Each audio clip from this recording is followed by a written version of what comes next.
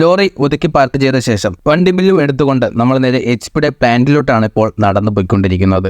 പോകും വഴി ആദ്യം കണ്ടത് ഇന്ത്യൻ ഓയിൽ പ്ലാന്റ് ആണ്. നമ്മൾ ലോഡും കൊണ്ടുവന്നത് ഹിന്ദുസ്ഥാൻ പെട്രോളിയം പ്ലാന്റിലോട്ടാണ്. ഹിന്ദുസ്ഥാൻ പെട്രോളിയം മാത്രമല്ല, ഇന്ത്യൻ ഓയിൽ പ്ലാന്റും ഹിന്ദുസ്ഥാൻ പെട്രോളിയം പ്ലാന്റും ഭാരത് പെട്രോളിയം പ്ലാന്റും എല്ലാം ഈ ഒരു കോമ്പൗണ്ടിന്റെ അടുത്തടുത്ത വശങ്ങളിലായിട്ടാണ് സ്ഥിതി ചെയ്യുന്നത്. നമ്മൾ ലോറി പാർക്ക് ചെയ്ത ശേഷം ഏകദേശം 1 കിലോമീറ്റർ കൂടെ നടന്നപ്പോഴാണ് നമുക്ക് HP പ്ലാന്റ് കാണാൻ കഴിഞ്ഞത്. നേരെ പ്ലാന്റിനകത്തോട്ട് ചെന്നിട്ട് നേരെ സെക്യൂരിറ്റി ഓഫീസിലോട്ടാണ് പോയത്. ഇവിടെയാണ് നമ്മുടെ ലോറിന്റെ ബില്ല് കാണിച്ച ശേഷം വണ്ടി ഇവിടെ വന്നിട്ടുണ്ട് എന്ന് പറഞ്ഞുകൊണ്ടുള്ള എൻട്രി അടിക്കേണ്ടത്. നമ്മുടെ ലോറി ട്രിപ്പ് റാഡ് എന്ന് പറയുന്ന ഒരു റാഡുണ്ട്. അത് നമ്മുടെ ടാങ്കിന്റെ അളവ് കാണിച്ചുകൊണ്ടുള്ള ഒരു റാഡാണ്. ബില്ലിനോടൊപ്പം തന്നെ അതും പരിശോധനയ്ക്ക് വിധേയമാക്കേണ്ടതുണ്ടായിരുന്നു. സെക്യൂരിറ്റി ഓഫീസിലെ എല്ലാ ഫോർമാലിറ്റിയും കഴിഞ്ഞ് നമ്മുടെ ലോഡ് എൻട്രി അടിച്ചു കഴിഞ്ഞു. ഇനി തിരിച്ചു നേരെ ലോറിക്ക് അടുത്തോട്ട്. ഇനി അവർ ടോക്കൺ അനുസരിച്ച് വിളിക്കുമ്പോൾ മാത്രം ലോഡും കൊണ്ട് അകത്തോട്ട് ചെന്നാൽ മതി. ഈ ട്രിപ്പ് റാഡിൽ ഡേറ്റ് കാര്യങ്ങളും എല്ലാം ഉണ്ട്, വണ്ടി നമ്പർ ഉണ്ട്. ഇതിന്റെ കാലാവധി കഴിഞ്ഞാൽ പിന്നെ ഈ റാഡ് മാറ്റും. വീണ്ടും ഒന്നേന്നുള്ള അടുത്ത മേടിച്ച് അതിന്റെ സ്കെയിൽ എടുത്ത് അതിന്റെ പേപ്പർ എല്ലാം റെഡിയാക്കി, അല്ലെങ്കിൽ ഇവർ എടുക്കത്തില്ല. ഡേറ്റ് നോക്കാനും എല്ലാം ഡേറ്റ് ആണ്. ഈ 26/3/2027 ടു 25/3/2025 വരെ ഇതിന്റെ ഈ റാഡിന്റെ ഉപയോഗമുള്ളൂ. അതുവരെ ഉപയോഗിക്കാവോ?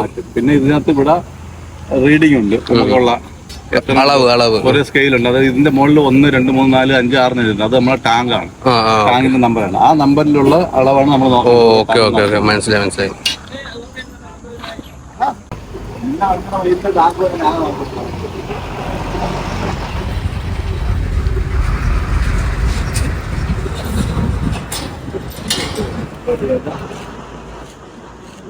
അളിയ എത്ര ദൂരം നടക്കണം?